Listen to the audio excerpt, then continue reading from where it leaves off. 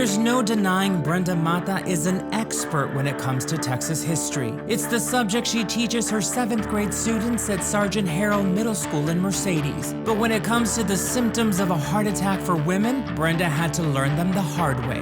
On September 16, 2007, the 50-year-old Donna resident, only 36 years old at the time, woke up feeling slightly nauseous and dizzy. Well, I just thought of it as just being like, I was tired, I needed to rest. And so I really didn't think anything of it. But as the day progressed and it kept on getting worse, my niece was like, okay, no, we need to go see my mom because my sister's an RN. She then assessed me and she was like, well, when was the last time you ate? And so she thought, well, maybe it was because, I had eaten a good meal, and so she had me eat and, take drink something. And so I actually felt worse after that happened. And so my sister was like, no, we need to take you into the hospital as soon as possible. Something's wrong with you. Brenda's sister rushed her to the hospital where staff took her vitals. She was told her blood pressure appeared normal, but her sister knew looks could be deceiving. She knew how my vitals normally were. She knew that my blood pressure was usually low. So for it to be at normal, she knew that there was something wrong. So she pressed them to continue to check me out. And so it just so happened there was a young ER doctor there. He said, okay, let's hook her up to an EKG. Let's see what happens.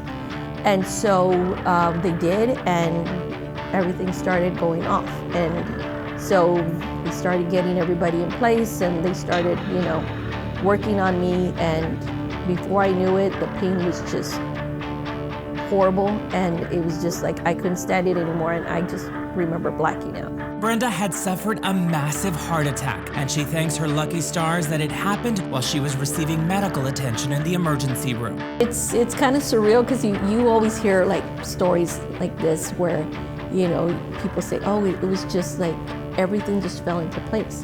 And it just so happened that everything fell into place. I mean, it was just, had it not happened that way, had I been someplace else, had I been at work, or had I been just out by myself, I mean, it could have been a totally different outcome. After my cardiologist, he always tells me that when everything was said and done, he was like, people your age having the heart attack at the level that you had it, he says, they don't come out of it. They don't live to see another day. It's usually that's it. He says and he says that a lot of people think, oh, because you're young, you should be able to survive. But he's always told me, no, it's the exact opposite. The younger you are when you have a heart attack, the more likelihood that you will not survive. The older that you are when you have a heart attack, the more likelihood that you will survive. Following her emergency care, Brenda's case was turned over to a cardiologist who performed a procedure to determine the cause of her heart attack. He discovered that she was born with a heart defect, which led to the weakening of her arteries over time, causing one to eventually collapse. And he says, because of the fact that I didn't have anybody in my family who had ever experienced something like that, he explained it to me he goes, sometimes when things happen like this, he says, not necessarily genetic. It's kind of like a game of tag. He's like, there's a million people who are playing tag, and you know what? You just got picked. The cardiologist inserted a stent into Brenda's artery, and she spent several days in the hospital before continuing the recovery process at her parents' home. And while she wasn't clear to return to work for what she says seemed like an eternity, the devoted teacher did make a quick return to the classroom to visit her worried students. So at the 2-week mark, I went ahead and I went to go visit my students, and so that way they could see me and I could see them, and that way they would know, okay, she's fine. Because I didn't want them to have to stay with that thought that, maybe she's not okay. But it took me about 6 weeks before the doctor went ahead and he released me to go back to work. While Brenda didn't require cardiac rehabilitation, doctors did encourage her to make heart-healthy lifestyle changes, including eating healthy and getting plenty of exercise to prevent future issues. And I didn't want to go into the gym not really knowing what to do, so I said, well, let me get a trainer, and I had a wonderful trainer. His name was Daryl Davila, and he worked with me. He knew my situation and everything, so he kind of customized my workouts to just, to help me get to the point where I needed to be at. But since the pandemic, since things aren't exactly safe sometimes, I haven't gone to the gym, but I do walk.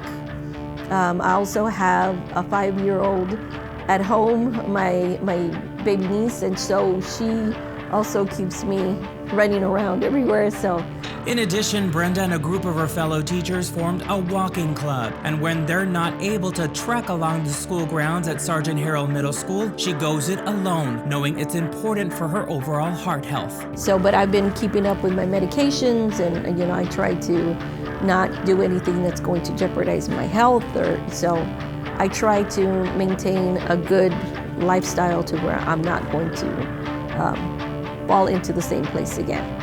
The doctor told me, he said, chances are that you will probably have another episode like this within your lifetime, because you can't live in fear. You just got to keep on going through. And so that's what I try to do. I try not to have it be completely like a focus on, okay, when is this going to happen? Instead, Brenda has learned the common warning signs and symptoms of a heart attack, like chest pain and discomfort, as well as those women are more likely to experience, including shortness of breath, nausea, vomiting, and back or jaw pain. And she hopes others will learn from her own heart issues and urges them to pay close attention to their own health. In our culture, in the Mexican culture, we have this thing where we always feel like, okay, we need to power through, or we need to, we don't have to be going to the doctor for any little thing. And that's the way I was. I could be having the worst headache ever, and I refuse to take an aspirin. If you're not feeling well and there's something that's telling you, something's off, go get it checked.